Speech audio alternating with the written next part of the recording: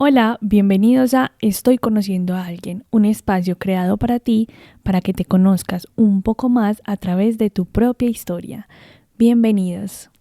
Bueno, chicos, hoy vamos a trabajar un tema sumamente interesante y profundo, fuerte, cargado de emocionalidad, que yo sé que a todos nos va a tocar un poquito.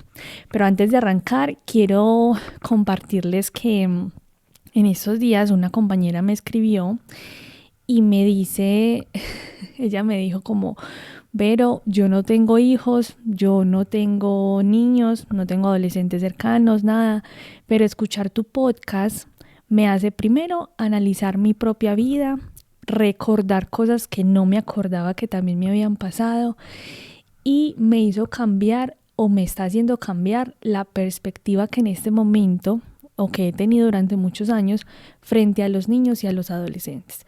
Porque ella siempre los había visto como insoportables, como que pereza los niños, ay no, qué horror. Y bueno, según lo que me dijo, desde que escucha los episodios, como que al analizarse ella, al recordar cosas de su propia vida, eso le ha hecho cambiar la perspectiva que tiene hacia ellos. Digo yo que pues es una forma también de comprender que esa proyección de pronto negativa hacia los niños es más una proyección negativa hacia nuestra propia infancia. Entonces me pareció muy bonito. Además, otra amiguita también me escribió diciéndome que wow, que le estaba encantando el contenido, que muchas gracias, que de verdad era algo muy interesante. Y a mí eso, muchachos, me hace sentir primero muy emocionada, como que me hace sentir muy feliz porque a veces yo hago esto con muchas intenciones, ¿cierto? Pero una de ellas es promover la salud mental y me parece muy bonito cuando recibo esos mensajes donde me dicen como de verdad me hizo pensar mucho, me gustó mucho, tal. Y bueno, otra de las intenciones también es generar eso en los demás, ¿cierto? Más allá de recibir como la admiración y el reconocimiento de los demás, que obviamente no voy a decir que soy ajena a él, también me gusta y me parece valiosísimo.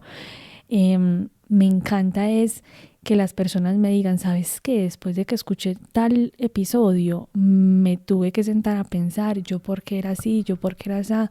Créanme que eso para mí ya es ganancia. O sea, yo, como muchos saben, yo no recibo regalías de nada de eso, pues estamos empezando, de pronto en un futuro quizás podamos generar ganancias, no sé. Eh, pero por ahora para mí la ganancia infinita es eso, generar ese movimiento en todos esos seres que me escuchan y bueno, transmitirles como esa iniciativa de querer ir a terapia, de querer generar un cambio, de querer,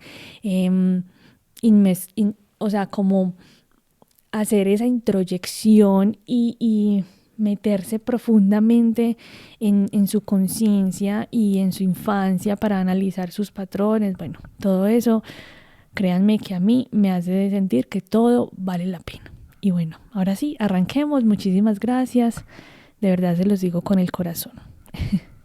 Bueno, el tema que nos compete hoy, muchachos, como ya lo leyeron en el título, la sexualidad y las relaciones afectivas. Entonces quiero que pensemos que este tema es sumamente profundo e intencionado, pero también quiero que se recuerden a ustedes mismos, ¿sí? Porque este tema es algo que genera mucha incomodidad, incluso hoy en día, con todo el avance, hay todavía mucha desinformación, incomodidad y mucho silencio frente a este tema. Así que bueno, antes de arrancar, pues me gustaría, y pues antes de abordar el tema, me gustaría que recuerdes que todo lo que hablamos acá no es desde el juicio ni desde el miedo, sino desde una mirada compasiva y comprensiva desde la psicología. Listo. No vamos a encontrar acá juicios de valor o bueno, vamos a tratar de quitárnoslos y vamos a adentrarnos como a pensar en nosotros mismos desde una mirada compasiva. Listo. Entonces arranquemos con la pregunta de cuando tú tuviste tu primera relación, quiero que lo pienses, tu primera relación sexual, ¿tuviste la confianza de contarle a tus padres?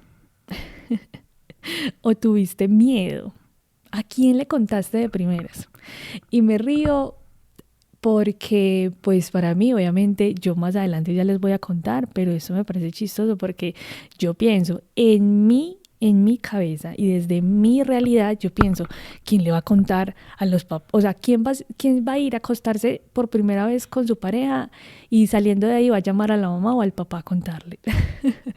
Siento que es algo muy íntimo, pero también sé que, o sea, en el mundo estamos y esa realidad también puede existir, ¿verdad? Pero desde mi imaginario, desde mi realidad, eso no tiene cuándo. Eso no pasa.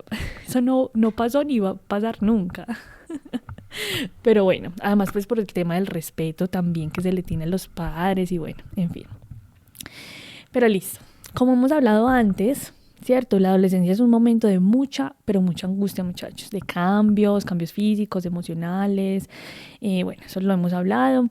Y también hemos, digamos que, abordado el tema de la identidad, ¿cierto? Que es una búsqueda de identidad, de pertenencia, de los grupos, de mirar a ver a quién, con quién encajo, etcétera. Bueno, este tema a veces nos puede llegar a escandalizar, ¿cierto? El tema de la sexualidad, de las relaciones amorosas, ta. Y como adultos nos sentimos como, uy, llegó ese momento de la vida.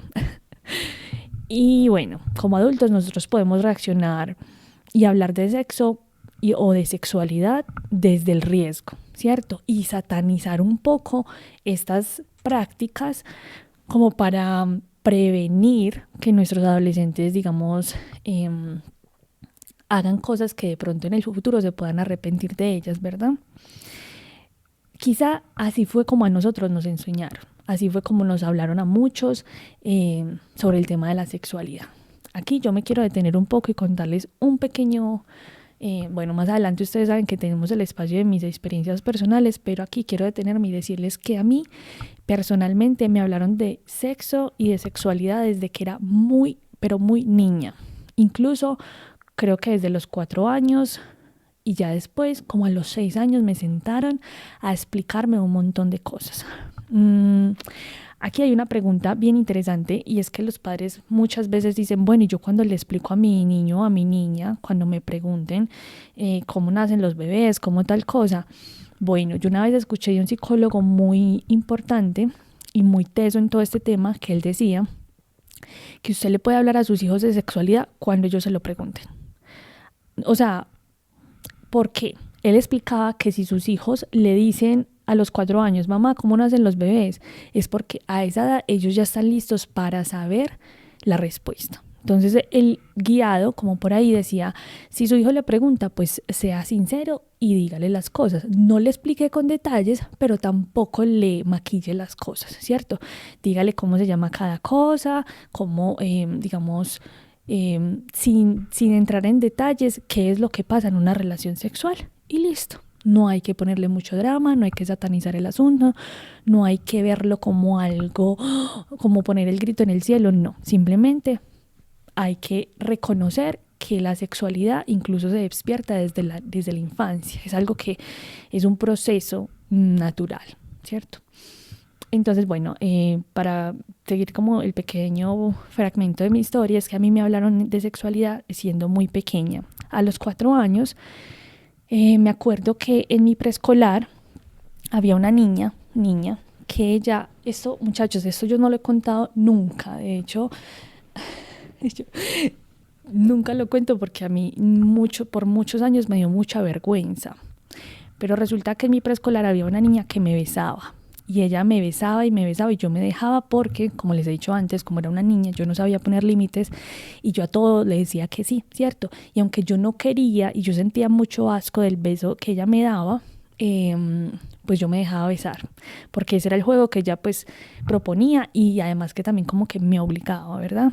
Que eso hoy por hoy yo digo, interesante, eso es una conducta muy importante para analizar en esa niña, porque eso como juego, ¿verdad? Entonces recuerdo que en una de esas, una tía de ella nos vio y me echó la culpa a mí. Y como yo les he dicho muchas veces, yo no sabía cómo defenderme, yo me paralizaba, yo no decía nada y yo me quedé paralizada. Entonces cuando mi mamá me fue a recoger de la casa donde estábamos, Me acuerdo que mi mamá, cuando le contaron, lo que hizo fue pegarme una palmada y yo me puse a llorar como, o sea, yo me sentí tan mal, tan triste, como tan, bueno. Y ella fue y le contó a mi papá y entonces a mí eso me dio más miedo porque yo le tenía mucho miedo y mucho respeto a mi papá. Aunque a esa edad yo no recuerdo que mi papá me hubiese golpeado. La primera vez que yo recuerdo que mi papá me golpeó, sí fue más o menos como a los 4 años, pero fue porque yo no quería ir al jardín, entonces él cogió y me dio 3 palmadas en la cola. Esa fue como la primera vez y yo lo recuerdo muy bien. Pero bueno, ese día yo estaba pues asustada de que mi papá me dijera algo, como que yo sabía de una forma, nadie nunca me había dicho, pero yo sabía que eso había estado mal. Y creo que de pronto lo había leído, era porque la niña cuando me besaba me hacía que me escondiera con ella debajo de la mesa, bueno, ¿cierto? Como que nos escondiéramos. Entonces obviamente de pronto mi cerebro de niña leía, si nos escondemos es porque esto está mal, ¿verdad? Bueno, en fin, resulta que claro, cuando mi mamá le contó a mi papá, él, muchachos, esto, vamos a darle puntos a don Alfred. Vamos a darle puntos porque creo que esta fue una de las veces que mi papá actuó con más compasión, amor y ternura. Él me acuerdo que me sentó y estábamos en la cama y me sentó y con mucha paciencia y mucha tranquilidad me explicó y me empezó a decir, bueno, cuando las personas se besan es porque tienen una relación y bueno, y me empezó a explicar, tanto así que me dijo, cuando dos mujeres se besan, eso se llama que son lesbianas, cuando dos hombres se besan se llaman que son gay, cuando...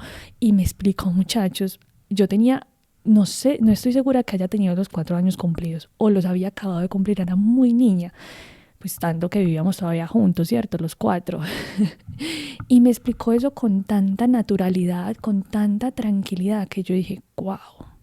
Yo dejé de sentir miedo, dejé de ver eso como si hubiese sido lo más malo que yo había hecho en la vida y por el contrario me dio información, me enseñó, me educó desde el amor, desde el respeto y sin juzgarme, ni señalarme, ni decirme usted por qué hizo eso. No, nunca, jamás. Entonces creo que desde ahí, eh, no sé, nace de pronto en mí y yo les he compartido mucho a mis amigos esto y es que yo nunca he tenido tapujo, ni tabú, ni miedo para hablar del sexo. ¿Cierto? Aunque años después, bueno, ya pasaron otras cosas que ya más adelante les contaré, pero en mi casa siempre se habló de sexualidad y de sexo a carta abierta, a calzón quitado, como diría mi papá, porque él decía que en el mundo estábamos y pues había que enseñarle a los niños las cosas que pasaban en el mundo, ¿verdad? Entonces, bueno, ya más adelante, cuando tenía 6 años, mi papá ya pues viviendo solo con nosotros, un día recuerdo, yo lo recuerdo muy bien, nos sentó, creo que fue mi hermano el que le preguntó a mi papá que cómo nacían los bebés. Y entonces mi papá nos sentó a los dos y nos empezó a explicar paso por paso, es decir, sin detalles, y también de una forma hasta, ¿cómo decirlo? Hasta bonita, porque yo creo que él trataba de explicarlo, pero tampoco sabía mucho, pero no trató de satanizarlo ni nada, sino que lo hizo lo mejor que pudo y creo que pues yo se lo agradecí mucho, ¿cierto? Él nos dijo todo, o sea, nos habló a calzón quitado cómo nacían los bebés, qué pasaba, qué se sentía, digamos, cuál era el acto sexual, todo, todo, todo. Y yo creo que esto lo hizo primero para educarnos y segundo, él nos decía mucho porque él nos dejaba solos, yo les he contado mucho esas veces que él tenía que viajar y dejarnos solos a mi hermano y a mí, aunque bueno, trató de ponernos niñeras y eso, pero nada de eso funcionó, entonces él hizo eso en forma de prevención. Entonces él nos enseñó qué pasaba, cómo empezaba, entonces él nos decía, si a usted le dan un beso acá, usted va a sentir algo y se sienten como unas cosquillitas, bueno, nos explicó todo en forma de prevenir que en algún momento nosotros fuéramos abusados, nosotros fuéramos, digamos, inducidos a hacer cosas y todo, todo en cuestión de prevenir, porque pues él no estaba ahí todo el tiempo y él sabía, digamos, los riesgos del mundo, ¿cierto? Y nos enseñó mucho cómo ver las alertas, ¿cierto?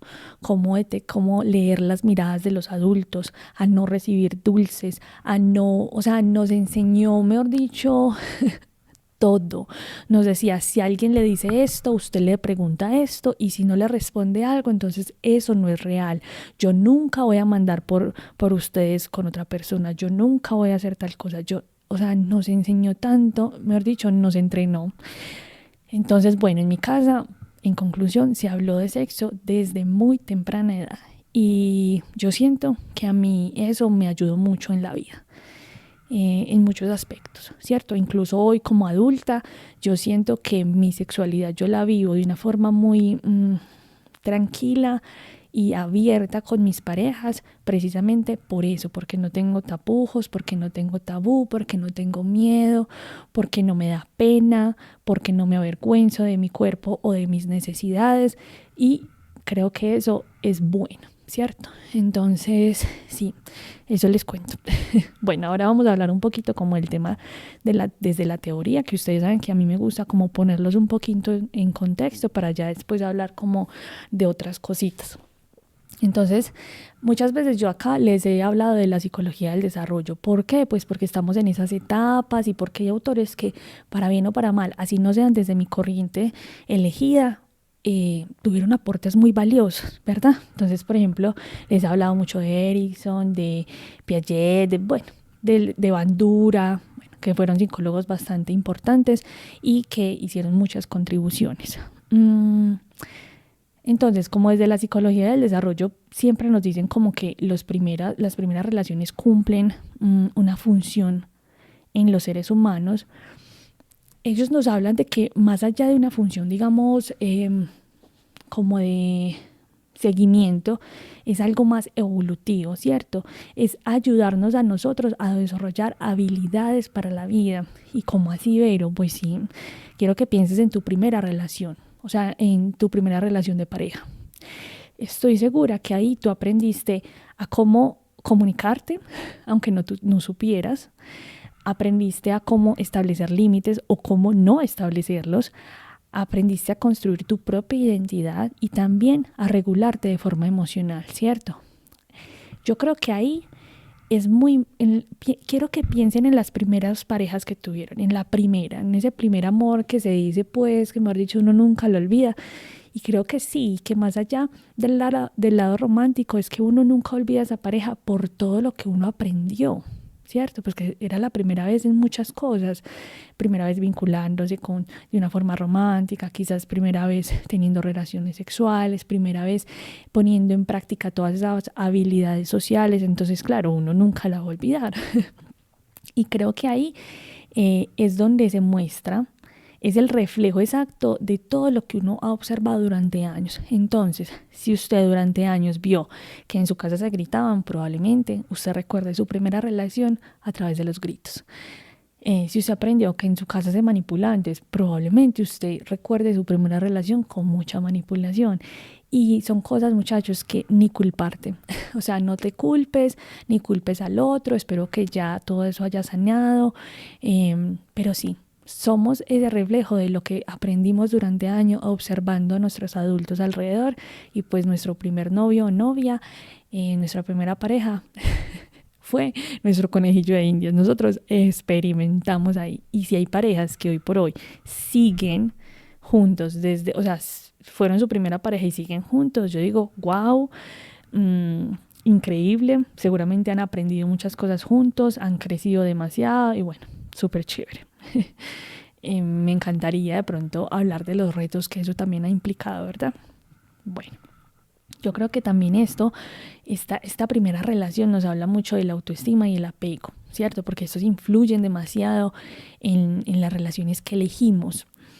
Yo me acuerdo que mi primer amor, pues como mi primer noviecito, yo me apegué de una forma impresionante y el apego es algo que yo he trabajado durante toda mi adultez, pues porque como yo no tuve esas figuras en mi infancia, figuras de apego seguro.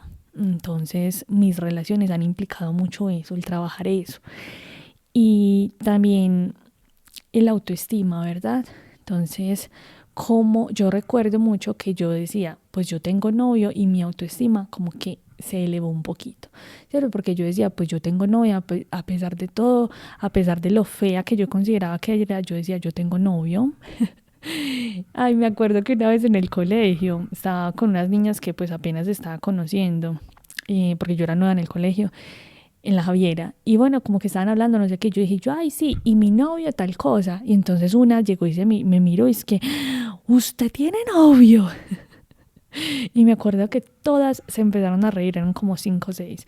Se empezaron a reír y yo quedé como, cierto, como que me sentí mal y triste. Y en ese momento yo dije, es que yo no tengo derecho a tener novio. Claro, por lo mismo, ¿verdad? Porque no era atractiva, digamos, para ese momento, o porque el estándar de belleza era, o sea, me quedaba lejos. Me quedaba lejos y tenía que correr para encontrarlo. Pero bueno, en fin. Claro, el autoestima, pues de mi parte, como que se elevaba porque yo decía, tengo pareja, alguien me quiere, o sea, alguien está conmigo, entonces se elevaba un poquito ese autoestima. En fin, aquí también deberíamos hablar de la toma de decisiones, ¿cierto? Porque más allá de elegir pareja, eso implica también tomar muchas decisiones. Y voy a centrarme específicamente en la toma de decisiones a nivel sexual, ¿cierto? ¿Por qué? Porque quiero que pienses que la toma de decisiones a nivel sexual no está ligada muchas veces a ver, como por factores racionales. O sea, no es como que ellos digan, los adolescentes digan, ay, sí, hoy voy a tener relaciones sexuales. No, esto es más influenciado por factores emocionales, por lo que están sintiendo en el momento, por cómo el placer que están sintiendo son nuevas sensaciones que ellos nunca han experimentado. Entonces, digamos que la racionalidad va por un lado y la emocionalidad va por el otro.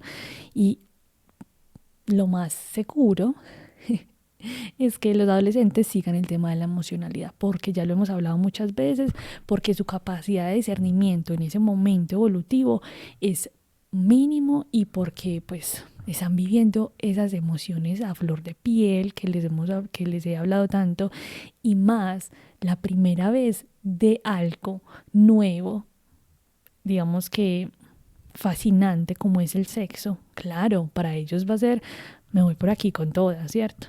Entonces, bueno, quiero que pensemos en eso. También desde el psicoanálisis, ustedes saben que a mí me encanta el psicoanálisis y que bueno, en algún momento me dedicaría a eso. Por ahora no, pero en algún momento.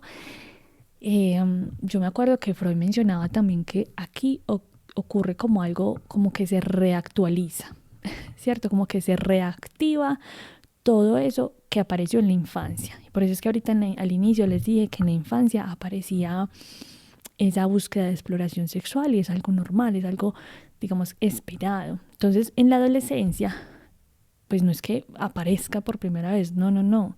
Hay una reactivación de esa sexualidad infantil, de esa exploración. Claro que ahora es mucho más consciente y pues ellos se van a esconder, no van a mostrarlo, mientras que en la infancia a los niños no les importa, por ejemplo, tocarse sus partes delante de los adultos, porque ellos no sienten vergüenza, mientras que en la adolescencia sí, ya hay más conciencia de que esto es algo que no se hace en público, ¿cierto? Entonces, digamos que esa reactivación se vive mucho desde la vergüenza y el pudor. Bueno, digamos que también ahí Freud lo que dice es que hay una reelección, ¿cierto? Una reelección del objeto de amor, y se pasa del núcleo familiar al núcleo exterior. Es decir, ya para el niño, pues la mamá es la mamá y bueno, mi mamá te amo mucho, pero pues ya tú no eres mi objeto de amor. Ya mi objeto de amor está puesto en el exterior, entonces buscan pareja, buscan novios, etc. También acá en la adolescencia, yo sé que muchos saben que es la exploración y la búsqueda de la identidad sexual y la orientación sexual. Pero ¿cómo así? ¿Eso tan raro? ¿Qué es eso? Bueno, yo creo que este es un tema que a mí me apasiona mucho, pero pues no me voy a extender mucho, y es la identidad sexual.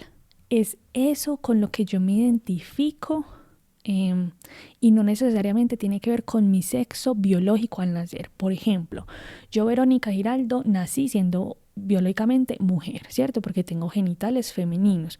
Pero resulta que por allá en la adolescencia yo me di cuenta que mi identidad de género es masculina. O que quizás soy no binaria, que significa que ni por un lado ni por el otro. Que simplemente a veces no me encuentro en ninguna de esas categorías, ¿cierto? O que soy de género fluido, que un día me levanto sintiéndome muy femenina, un día me levanto sintiéndome muy masculina. Sé, en ese momento tú debes decir, ¿qué? ¿Qué? Sé que es complejo de comprender, pero quizás más adelante les haga un podcast sobre eso porque les digo que me encanta y puede sonar muy enredado, pero es fascinante. Es como, oh my gosh, existe tantas cosas para que una persona se defina, o sea, tantos términos, no cosas, términos, qué pena, que es fascinante, simplemente fascinante. Entonces, bueno, la identidad sexual la identidad de género es eso básicamente, o sea, ¿con qué me identifico yo? Me identifico con el género masculino, con el género femenino. Entonces en la adolescencia aparece esto. Entonces por eso es que vemos que chicos en la adolescencia se empiezan a maquillar o les gustan cosas de mujeres. Y eso no significa que su orientación sexual sea igual. Es decir, resulta que mi identidad sexual es masculina. Entonces yo, Verónica Giraldo, nací con el sexo biológico de genitales femeninos, pero mi identidad de género es masculina. Sin embargo, mi orientación sexual es heterosexual. Es decir, a palabras cristianas, soy una mujer que me gusta vestirme como hombre, pero me encantan los hombres. Fin, para de contar. Ya. Y usted me dice, pero ¿cómo es posible? Eso sí pasa más de lo que cree, solo que en nuestra cultura hemos normalizado mucho, por ejemplo, que las mujeres se vistan un poco masculinos y normal, chévere, se ven lindas, pero si un hombre se pone una falda o se viste un poquito femenino, ay, este M, este K, ¿cierto? Muchos términos despectivos y no necesariamente tiene que ver con la orientación. Como dije anteriormente, la orientación tiene que ver ya con el gusto erótico afectivo que yo tengo por ese otro. Entonces, si a mí, Verónica Giraldo, me gustan los hombres, es porque esa es mi orientación sexual, ¿verdad? Es porque yo los encuentro atractivos y digamos que entra en esa categoría de heterosexualidad. Pero si a mí me gustan las mujeres, entonces mi orientación sexual es por las mujeres y entro en la categoría de lesbiana, ¿cierto? O resulta que es que me gustan los dos, entonces mi orientación sexual es bisexual porque me gustan tanto los hombres como las mujeres. Que es que no, que es que a mí me gusta, es el ser humano, a mí yo no me fijo en el género, no sé qué. Bueno, entonces pues mi orientación sexual es más pansexual. Creo que ese es el término, qué pena si en este momento de pronto lo estoy confundiendo, pero es que son muchos términos. Pero creo que es pansexual. En fin, hay muchos términos. En fin, si les gusta este tema, les puedo hacer un podcast dedicado solo a eso, que de verdad me encanta. Y mucha gente dice, ay no, pero que esto o eso, pero ¿por qué? Pero entonces no sé qué. Muchachos, no es que esto sea nuevo, no es que esto sea algo del siglo XXI. Hay gente, piensen en esto. Esto siempre ha existido, solo que ahora es cuando la gente ha sentido la tranquilidad, entre comillas, de mostrar lo que son, de mostrar sus gustos, de no sentirse avergonzados y no esconderse y tampoco meterse a fuerza en un molde. Entonces ahora pues hay mucha más libertad, ¿verdad? De eso vamos a hablar mucho más adelante. En fin. Entonces, para devolvernos, es aquí en esta adolescencia donde se encuentra todo este movimiento, ¿cierto? La búsqueda de identidad sexual, de identidad de género, la búsqueda de orientación sexual, etcétera, etcétera. Pero bueno, para pasar un poquito ya de la teoría, hay cosas que debemos discutir y es, primero, quiero que tú pienses en algo. Nosotros le estamos enseñando a los adolescentes a vincularse y a protegerse, a vincularse desde el amor, el respeto, no sé qué, o solamente a protegerse en el tema de la sexualidad, en el tema del sexo, en el tema de las parejas. Porque si es así, yo creo que deberíamos reinventarnos, ¿verdad? Y si tú no tienes hijos, quiero que lo pienses por tu lado. ¿A ti te enseñaron a vincularte desde el amor, desde el respeto, desde el reconocimiento? ¿O simplemente te enseñaron a protegerte? Póngase el condón, póngase esto, póngase eso, planifique tan, porque acá no me va a llegar con hijos. Que yo creo que la segunda es parte de la mayoría de las personas que crecimos en una familia tradicional, ¿verdad? Bueno, segundo, yo pensaría que algo importante es que pienses si a tu adolescente le estás enseñando sobre el consentimiento. Vuelvo y te digo, si tú no tienes hijos ni adolescentes cercanos, piénsalo contigo. ¿A ti te enseñaron en algún momento sobre el consentimiento? ¿Te enseñaron que decirle no a tu pareja es totalmente válido? ¿Te enseñaron además que antes de, digamos, buscar tener una relación sexual o tener una relación afectiva con alguien, deberías preguntarle? Probablemente no, ¿verdad? Sí, el consentimiento es algo de lo que pocas veces hablamos porque lo damos por hecho. Ay, no, es que si me está besando, entonces eso quiere decir que quiere. Ah, no, es que si me dejó tocarle la espalda y meterle la mano por la blusa, entonces quiere decir que sí quiere. No, el consentimiento es algo que vemos. Ay, me acordé de algo. Ay, muchachos, vean. Resulta, les voy a contar algo. Me acabo de acordar de mi primera experiencia sexual. Resulta que cuando yo tuve mi primera relación sexual, antes de eso, digamos que habían habido momentos que habían promovido eso, ¿cierto? Lo que uno llama, entre comillas, las blugineadas, en fin. Y me acuerdo mucho que mi noviecito me decía, siempre hermoso, me decía siempre, ¿quieres? ¿Estás segura? Siempre me preguntaba. Vaya a saber Dios si él sabía el tema del consentimiento, seguramente no, pero él también aterrado y como sin intención de lastimarme, siempre me preguntaba, ¿quieres? ¿Estás segura? ¿Quieres hacerlo? No sé qué. Y yo siempre le decía que no. Siempre le decía no, y entonces él como que, bueno, como que, no sé, dentro de ya mucho tiempo después me explicaba porque hacía como esa cara de decepción. Y era algo más biológico, ¿cierto? Era como que su cuerpo sentía otras cosas cuando él ya sabía que no iba a pasar nada. En fin, siempre me preguntaba, y me acuerdo que una vez le dije, la próxima vez que estemos en esas, no me pregunte, simplemente siga, porque si usted me pregunta, yo voy a razonar, o sea, como que yo lo voy a pensar mucho y me voy a detener y voy a decir que no. Así yo quiera, le voy a decir que no. Entonces me acuerdo que él como que tomó el consejo y ya la próxima vez sí pasó, precisamente porque él no me preguntó. A ver, no es que yo no necesitara el consentimiento, sino que yo sí quería, pero él al preguntarme generaba en mí como que me caía el 10, como que yo decía, ¿qué estoy haciendo? Y ya no me dejaba llevar tanto por la emocionalidad, sino por lo racional. Y entonces, sí, yo quería hacerlo también, pero como que me privaba, como que decía, no, esto no está bien, no, somos chiquitos, no sé qué, no sé cuántas. Entonces, bueno, yo le dije, no me preguntes la próxima vez y ya, y no me preguntó y bueno, pasó. Entonces me pareció chistoso decir esto del consentimiento, porque seguramente él no tenía ni idea, pero siempre lo hacía porque pues ya había un cariño mutuo y un respeto también, ¿verdad? Entonces, en fin. Importante hablar de consentimiento. Otra pregunta que quiero que nos hagamos es si sabemos o si sabemos enseñarles o si alguna vez nos enseñaron a poner límites y mucho más importante, aceptarlos. Por ejemplo, en este ejemplo que les acabo de poner con ese novio que tuve, ¿qué pasa si yo le hubiese dicho que no tantas veces que le dije que no y él me hubiese obligado? Ustedes se imaginan, ahí hubiese sido un rompimiento de muchas cosas, de los límites, del consentimiento, hubiese sido hasta un abuso, ¿verdad? Mientras que él siempre respetaba, a pesar de lo que implicaba para él, de la frustración, de todo. Él siempre respetó y aceptó ese límite.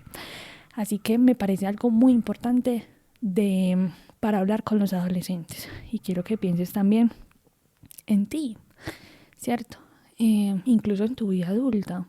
Y eso es algo que lo hemos hablado muchas veces porque ya he dedicado 2 capítulos al tema de los límites y quiero que te preguntes si te enseñaron a poner límites y sobre todo si te enseñaron a recibir los límites de los otros.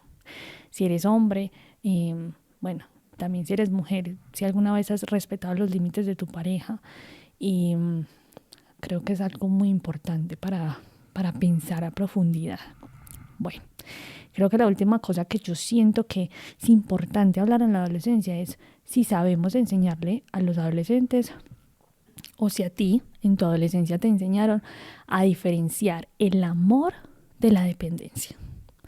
Porque es que hay una idealización del amor, muchachos, pues, y esto ni modo de culparnos a través de las películas, de las cosas que vemos alrededor, tanto romanticismo, el tema de San Valentín, uno va pues por la calle y que los osos, que no sé qué, que los mariachis, bueno, un tema romántico muy, muy, muy, muy idealizado que, a ver, es bonito hasta cierto punto, pero ya cuando pasa de pronto a dependencia y a muchos otros factores, ya ahí como que no es tan bonito, ¿verdad?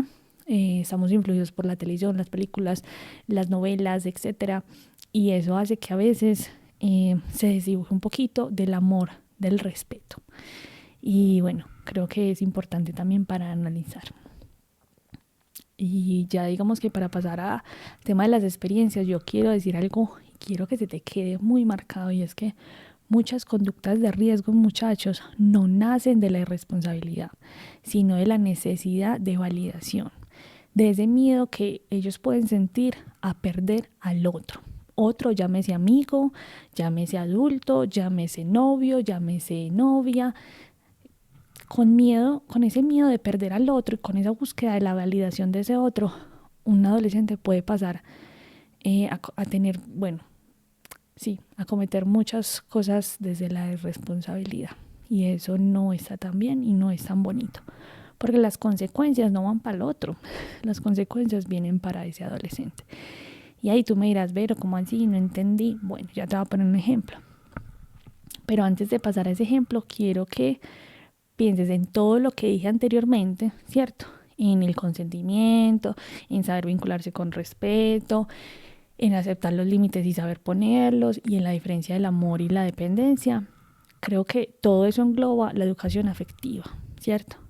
Porque la educación efectiva también es igual a prevención. Pero, ¿cómo así? No le entendí nada. Bueno, muchachos, desde la educación afectiva, nosotros podemos hablar de la idealización romántica que les acabé de exponer, ¿cierto?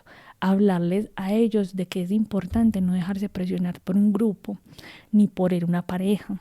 Hablarles a ellos desde de la confusión que hay dentro de la intensidad, los estándares y el amor saludable.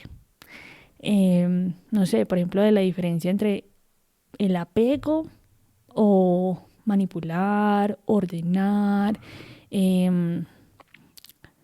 como todas estas conductas un poco tóxicas que uno llamaría, ¿verdad?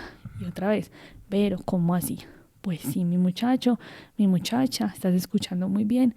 Si yo educo a mi adolescente y me educo a mí mismo también desde lo afectivo, yo le puedo enseñar al otro que ese noviecito que le dice que borre sus redes sociales, que le tiene que contestar a cualquier momento, que se enoja si te quedas dormida y no le dijiste buenas noches, esa persona, ese adolescente va a entender que eso es manipulación y que eso no es igual a un amor saludable, ¿cierto?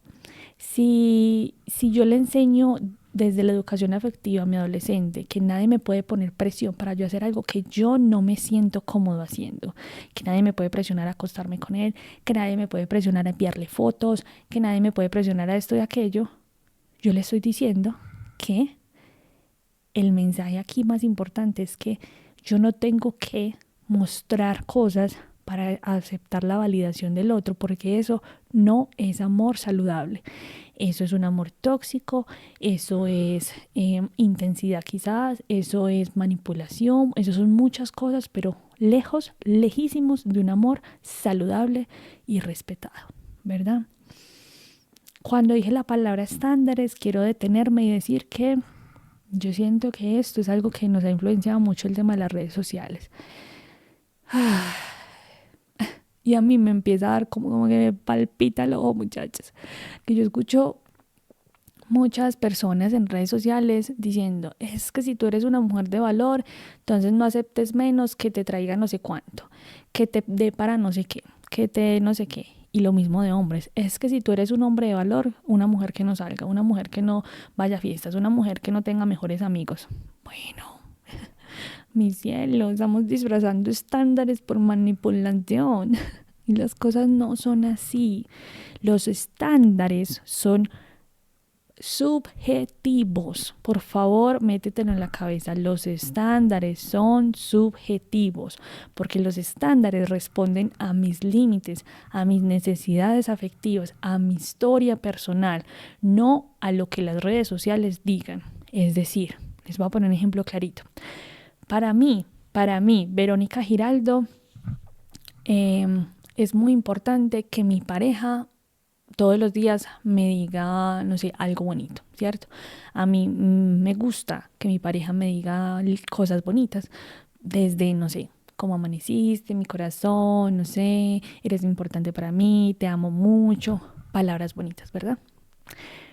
A mí no me importa tanto si mi pareja me da para las uñas, me da para las pestañas o para el pelo, a mí eso no me interesa. Si lo hace, o sea, me encanta el detalle, pero no es algo como que exigencia tiene que pasar.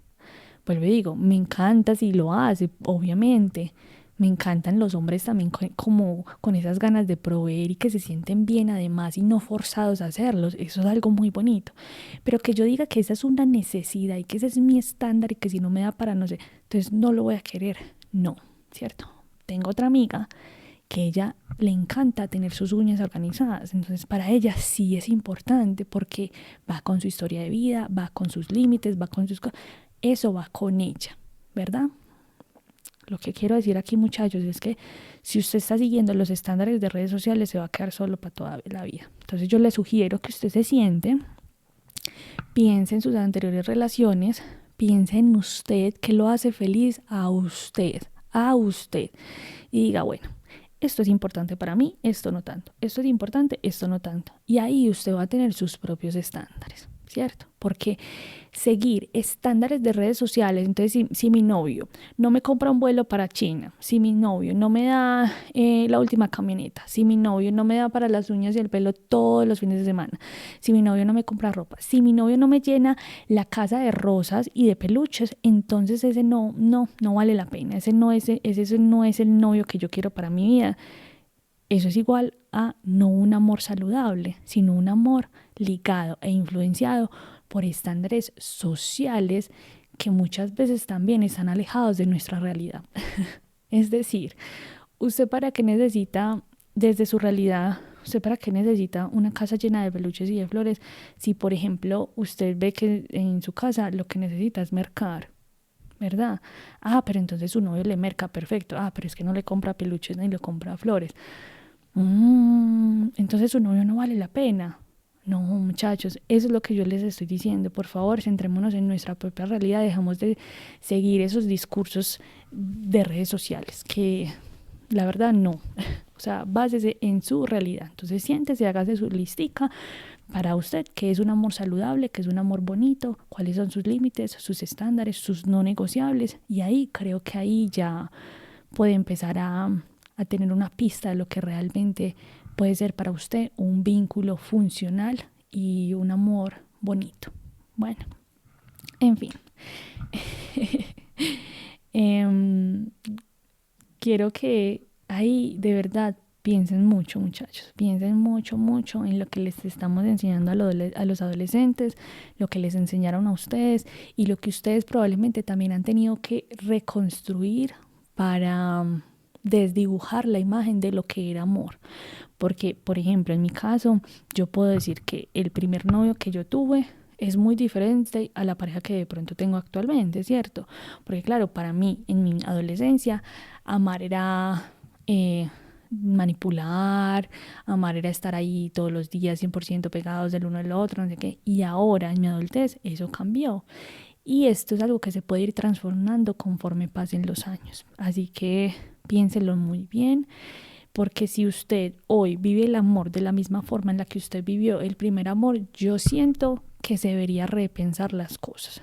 porque usted ha evolucionado, los seres humanos cambiamos, los tiempos han cambiado, las necesidades cambian, cómo vemos las cosas ahora desde la salud mental también han influenciado mucho nuestros comportamientos, así que, no sé, piénsese muy bien, piénsese lo que es usted, cómo se está relacionando y también cómo le está enseñando a los demás a relacionarse.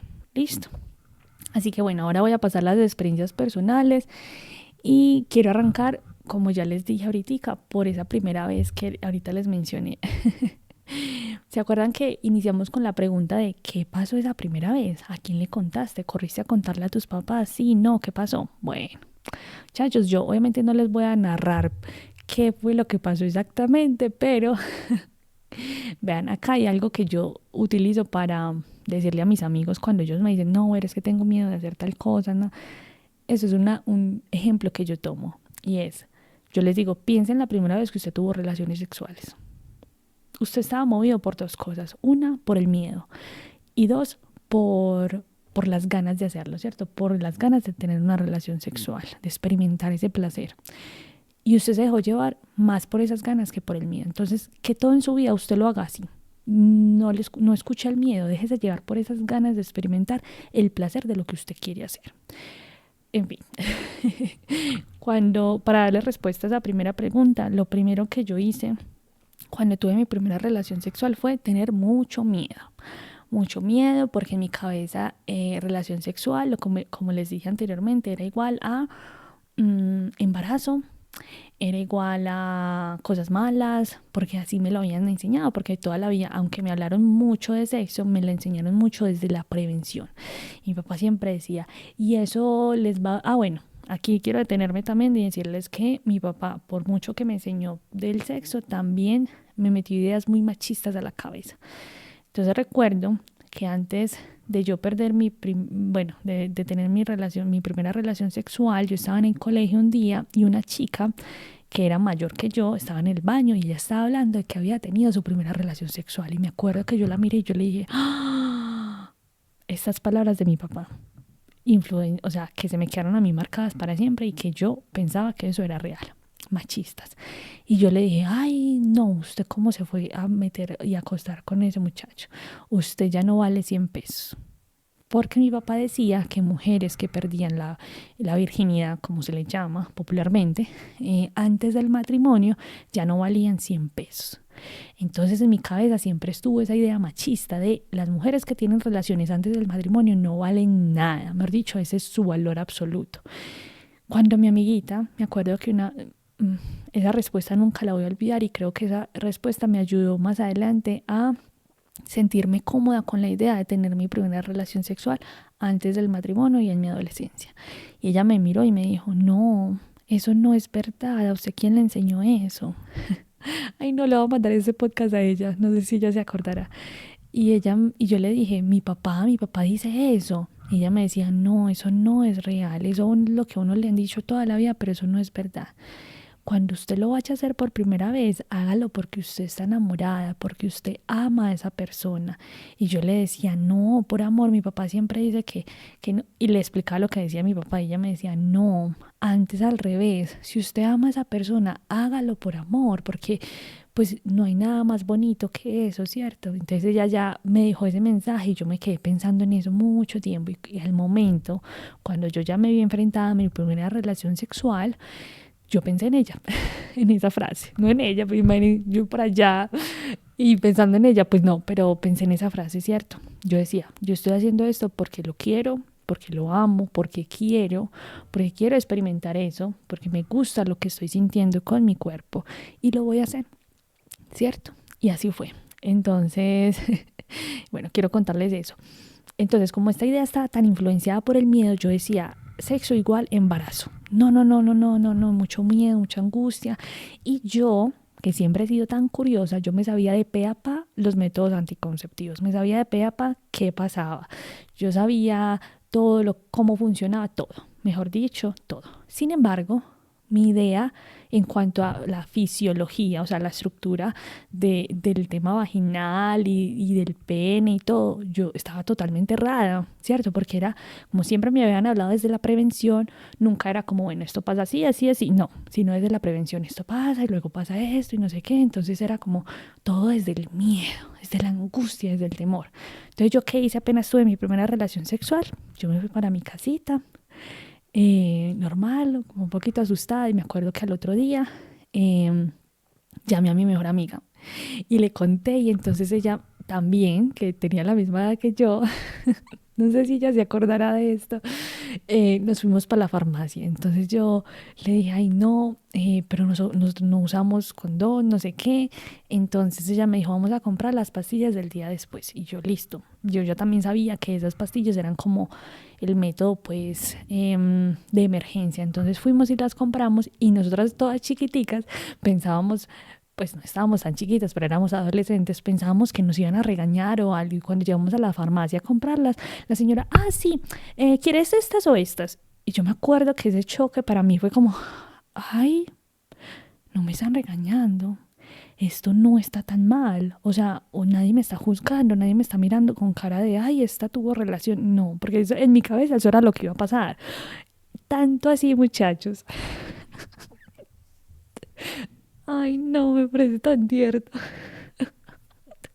Tanto así que al otro día, cuando yo me fui a encontrar con mi noviecito, yo no era capaz de mirarlo. Y él me decía, míreme. Y yo le decía, no, es que tengo mucha pena. No era capaz. Pero la noche anterior yo no tenía pena. En fin, yo tenía mucha vergüenza de mirarlo a los ojos. Yo decía, no, este hombre, no sé, tenía mucho miedo. Además, por esa idea machista también, mi papá toda la vida me había dicho, o yo lo había escuchado decir, que los hombres ya cuando se comían, entre comillas, a una mujer, eh, ya perdían el interés por ella, ya no les gustaba, ya no sé qué. Entonces, claro, yo con todas esas ideas en mi cabeza, yo llegué donde mi novio ya pensando que él me iba a terminar, que él ya no me quería, que no sé qué, y fue todo lo contrario, fue algo tan bonito. Él, me acuerdo que me hizo una carta, no, el amor, súper enamorados los dos, en fin. Y fue muy bonito y hablamos del tema y fue muy lindo entre los dos como formar ese vínculo, en fin. Y bueno, eso fue lo primero que yo hice, llamar a mi amiga, tomarme esas pastillas y ya después hablar con mi novio de lo que íbamos a hacer, ¿cierto? De qué íbamos a hacer entre los dos, cómo íbamos a planificar y no sé qué. Y recuerdo que entre los dos decidimos usar el método del condón, porque los métodos anticonceptivos, eh, primero, pues, no sé, como que nos daba miedo, porque pues éramos adolescentes y no sé qué, el tema hormonal, no sé cuántas, y como que no queríamos. Y digo no queríamos porque yo decía, es que yo no quiero porque me da miedo, porque no sé qué reacción vaya a tener mi cuerpo, porque había información, pero también había desinformación, ¿cierto? Entonces yo como que no quería, entonces él me decía, no, pues yo tampoco quiero que te pase nada, no sé qué. Bueno, en fin, decidimos eso y así fue durante mucho tiempo. En fin, ahí voy a pasar al otro tema, que es los métodos de planificar. Mi papá nunca me habló del tema, ¿cierto? En mi casa se hablaba del tema de la sexualidad, de la prevención, no sé qué, pero no se hablaba del tema de la planificación familiar. Yo supe de este tema cuando ya en el colegio nos hablaron del tema, ¿verdad? Nos hablaron de esto y recuerdo mucho que una chica fue y nos habló y yo le pregunté un montón de cosas y todos los compañeros también. Y ella incluso mencionó el aborto. Que eso fue, imagínense, si en este momento sigue siendo un escándalo para ese entonces, no, eso fue, mejor dicho, terrible. Y ella mencionó uno de los pocos lugares que en Medellín para ese momento se podía hacer, ¿cierto? Y era legal. Y creo que para ese entonces se seguían teniendo como esas tres reglas, que era porque, si era porque el feto venía mal formado, bueno, como que esas tres reglas que todos sabemos. Pero yo no sabía que eso era algo que se contemplaba, ¿verdad? Entonces cuando ella lo dijo, yo quedé como un poquito extrañada, también como atemorizada, pero como que en mi mente fue interesante, o sea que eso es una opción, ¿cierto? Como que yo dentro de mí pienso, qué difícil sería tomar esa decisión, pero qué bueno que yo como adolescente supiera que esa opción existía, ¿verdad?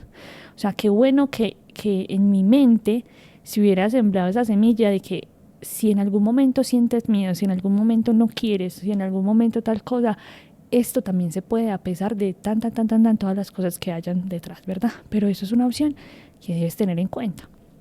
En fin, que incluso a todas las madres gestantes, creo que esa es una de las primeras opciones que se les da, ¿cierto? ¿Por qué? Porque por ley se les tiene que dar esas opciones. No es porque los doctores quieren. No, eso se les da por ley, que incluso se me olvida el nombre del procedimiento, pero eso empieza por V. Y es un procedimiento que es como una charla y es algo que se hace sí o sí. En fin. Esos métodos de planificar, creo que yo tengo mis amores y mis desencantos con eso. ¿Por qué? Cuando yo fui adolescente, yo nunca planifiqué con... Ay, no. Ay, muchachos, perdón, me dio como algo porque pensé que no se estaba grabando el podcast. Ay, pero sí se está grabando. Bueno, qué susto. Perdón, me devuelvo. Con los métodos de planificar, yo cuando fui adolescente no planifiqué, sino más o menos hasta que tuve, yo creo que 18, porque por muchas razones, pero como que yo dije, bueno, voy a empezar. A mí me daba mucho miedo el tema hormonal y de los cambios físicos que mi cuerpo podía atravesar. ¿Por qué? Porque yo lo vi en muchas amigas que se ponían ciertos métodos de planificar y unas subían mucho de peso, otras bajaban mucho de peso, otras el tema del acné, otras... Entonces a mí eso me daba un pánico. La cosa más impresionante, yo decía, no, yo prefiero no tener relaciones sexuales porque no. En fin, ya cuando tuve como 18, aquí entra mi mamá, incluso antes, creo que 16, 17, no sé. Aquí entra mi mamá y es que mi mamá, las mamás, muchachos, ellas saben, yo no sé. Pero cuando yo tuve mi primera relación sexual, a los días, como a los meses que ella nos fue a visitar, ella ya sabía, tan bella, ella ya sabía y me dijo, usted ya tuvo su primera relación sexual. No sé, las mamás saben, muchachos. Y yo, pues como nunca tuve temor de ella, yo sí le dije que sí y tuve como esa confianza y nos sentamos, ella habló conmigo. Recuerdo incluso una vez que ella me vio que yo tenía lo que se llama, entre comillas, un chupado en el cuello, que es como un beso de esos que te dejan como marca, horrible, ya sé, horrible, pero yo lo tenía y ella me regañó por eso. Y yo me acuerdo que yo me enojé con ella porque yo, vuelvo y les he dicho, en la adolescencia era muy hostil con ella. Entonces yo decía, ¿qué potestad tiene para regañarme? Entonces como que me puse a la defensiva y luego ella me cogió y me dijo, no, pero venga, no se deja hacer eso ahí, o sea, no tiene nada de malo el sexo. Y me habló del sexo de una forma muy tranquila, muy normal, muy sana y saludable. Y bueno, como que me dijo, no se deja hacer eso, bla, bla, bla. Y ella sí me decía mucho, vamos, yo la llevo a que planifique, yo no tenemos que decirle al papá, no sé qué, no sé cuántas, hasta que una vez fuimos y digamos que me enseñaron. Dentro de todo, yo le agradezco mucho a mi mamá porque siempre fue muy abierta con este tema y respetó siempre mucho mis decisiones, a pesar de que quizás ella no estuviese de acuerdo, ella las respetó mucho. Y bueno, se lo agradezco también.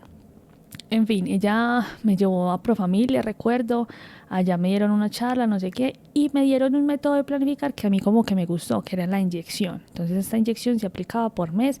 Yo decía, bueno, entonces esa era como la más favorable en cuanto a temas hormonales. Entonces, bueno, yo me la empecé a aplicar. Cuando al tiempo yo dije, ay, ¿yo para qué me aplico eso si yo ni siquiera tengo relaciones sexuales? Me la dejé aplicar, nunca jamás, hasta que ya por allá cuando tuve 20, que tuve novio, ahí sí, pues volví a planificar. Y ahí voy a hacer otro podcast sobre eso, o quizás un video para Instagram, porque el método de planificar a mí me cambió muchas cosas en mi cuerpo, ¿cierto? No a nivel físico, pero más como a nivel hormonal.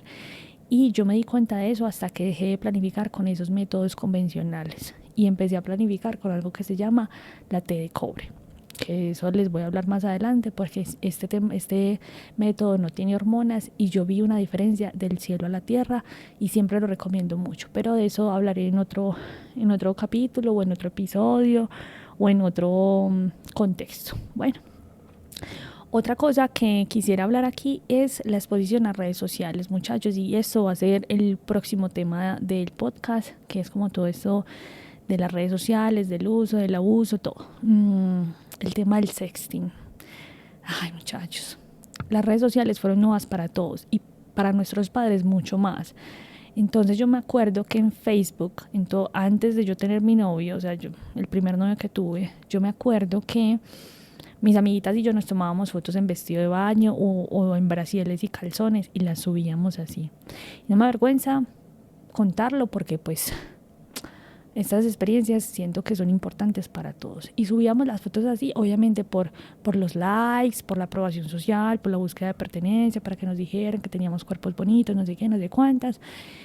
Y esto, muchachos, siento que va mucho desde el tema de la autoestima, ¿verdad? Que hemos hablado tanto, esa búsqueda de validación, esa búsqueda de aprobación. Yo me acuerdo que yo decía, es que mi cuerpo es bonito, a pesar de que mi cara no. Entonces yo me tomaba fotos y subía fotos solamente, por ejemplo, del cuerpo, no de la cara. Todo eso con búsqueda de validación.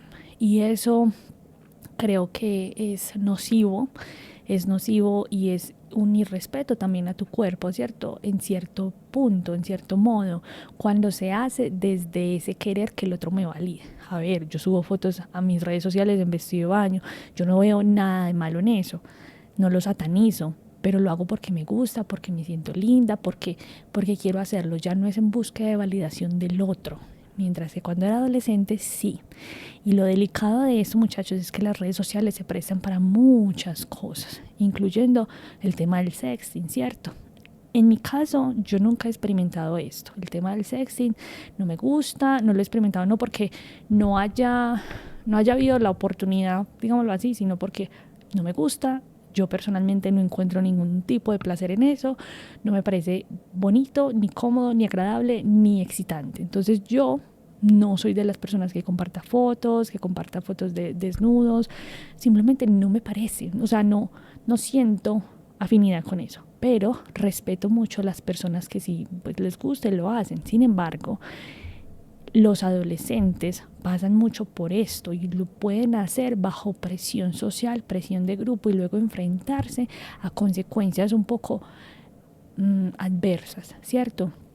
A manipulación, a sabotaje, a extorsión y bueno, esto pues, se ha encontrado muchachos que influyen muchas cosas. Incluso ahorita estaba leyendo un estudio sobre eso antes del podcast, un estudio que se realizó en España de adolescentes para saber, digamos, cuál era la influencia de la sexualidad en las redes sociales y muchos, creo que el 33%, expresaban que se habían visto en escenarios donde se les había, digamos, preguntado por el tema del sexting, o sea, como para iniciar conversaciones con este fin. También que las redes sociales les enviaban anuncios con temas pornográficos y insinuantes y habían unos, o más o menos un 10%, no, perdón, como un 90% que mostraban desagrado a este tipo de conductas. Bueno, los porcentajes se los quedo debiendo, pero fue un estudio bien interesante porque encontraban toda la influencia que hay de las redes sociales en cuanto a la sexualidad. Y esto a mí me parece delicado porque puede haber una sexualidad prematura, ¿verdad? A ver, yo creo que yo no soy la más apropiada para hablar de eso porque honestamente sí siento que mi vida sexual inició a muy temprana edad, que no me arrepiento del tema, pero sí siento que fue influenciada por muchas cosas. Sin embargo, también fue muy consentida y yo soy consciente de que yo quería hacerlo, pero sí pienso en todo este tema, el tema de la autoestima, en todo eso estoy segura que influyó mucho en las decisiones que yo tomé para ese momento, ¿verdad? Esto mismo puede pasar con los adolescentes de hoy, por busca validación de esa pareja, por búsqueda de aprobación, por búsqueda de pertenecer. Ellos pueden caer, digamos, en la necesidad de enviar fotos, de enviar videos, de mostrar su valor a través de su cuerpo, y son conductas que nosotros a través de lo que les dije ahorita, educación afectiva, podemos prevenir. Estoy segura que esto no es como que uno eche cosas a un costal roto. No, créanme que cuando se educa desde el amor, desde el respeto y sin satanizar las conductas sexuales, se pueden ver muchos resultados. Otra cosa que hay que tener muy en cuenta es el tema de la pornografía. Yo no estuve expuesta a la pornografía sino hasta ya muy adulta, ¿cierto? Como que yo dije, ay, internet funciona para esto. Y entonces como que mucho desde la curiosidad empecé a buscar cosas pornográficas, ¿cierto? Como para, lo voy a decir así, para aprender. Sí, para aprender, muchachos, yo quería que aprender.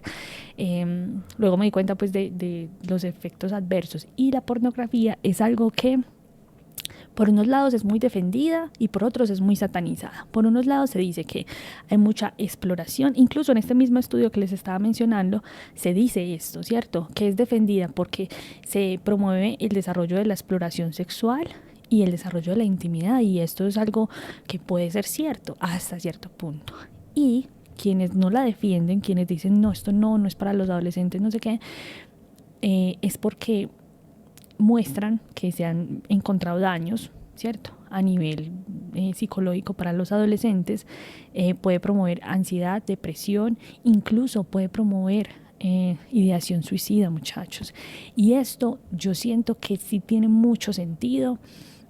También porque en los temas sexuales la pornografía, cuando ya se lleva a un extremo en el sentido de consumirla a nivel de adicción, la pornografía hace que en temas sexuales se vea, digamos, el desenvolvimiento sexual se vea atrofiado. Entonces disfunción eréctil, personas que no pueden llegar a su eyaculación, mujeres y hombres que tienen que de pronto tener un estímulo visual por video para poder tener una conexión con el otro, idealización forzada e imaginación digamos destruida, pues porque se tiene en la cabeza expectativas y estándares de la pornografía que son poco realistas en cuanto a los cuerpos.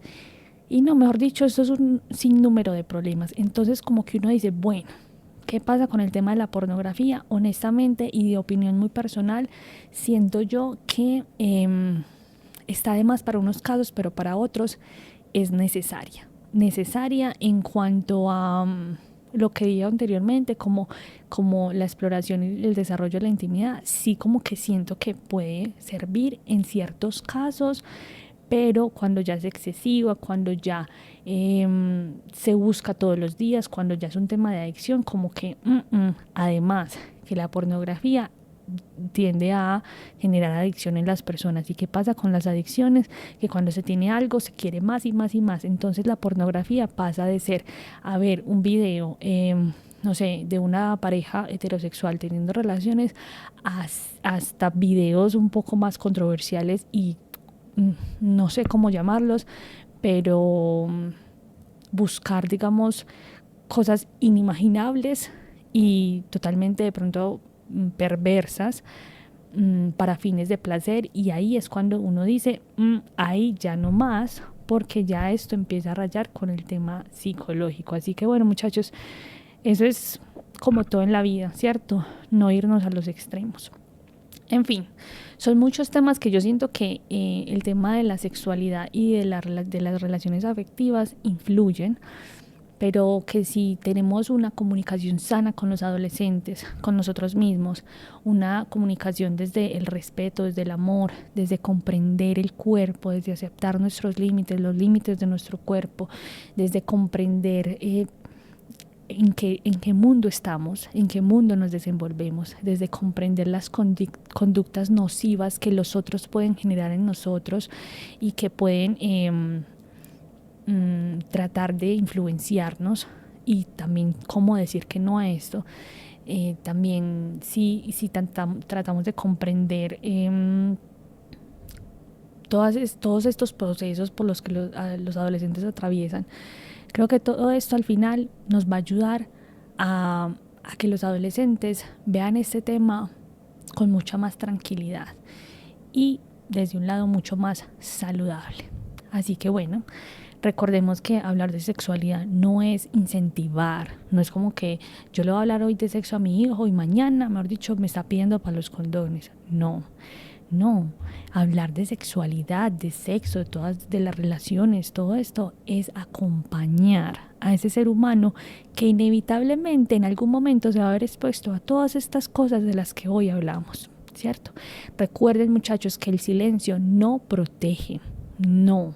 Por el contrario, la desinformación y la omisión de información hace que tus hijos puedan llegar a tener y a tomar decisiones que de pronto no va con ellos, ¿cierto? Y desde el desconocimiento absoluto que puede tener consecuencias mucho más lamentables, mientras que la información con respeto le va a dar muchas bases y muchas herramientas para desenvolverse más en esta vida adulta, ¿verdad? Entonces recuerde, no es como, ay, evito que tenga relaciones. No, no, no, no, no, no. Es más bien cómo le enseño que se vincule con amor, respeto y conciencia de su cuerpo y del cuerpo de los demás. Y bueno, eso fue todo por el día de hoy. Espero que les haya gustado. Si tienen dudas, preguntas, escríbanme. Recuerden que todo esto va con mucho amor. Todos estamos aprendiendo, estamos en este camino de construcción y bueno, nada, tengan presente que conocerse a ustedes mismos es un viaje que nunca, pero nunca termina, y cada historia que recordamos nos introduce un poco más a nuestro propio ser. Hasta pronto, muchachos, besitos, abrazos, nos escuchamos en un próximo episodio. Chao, chao.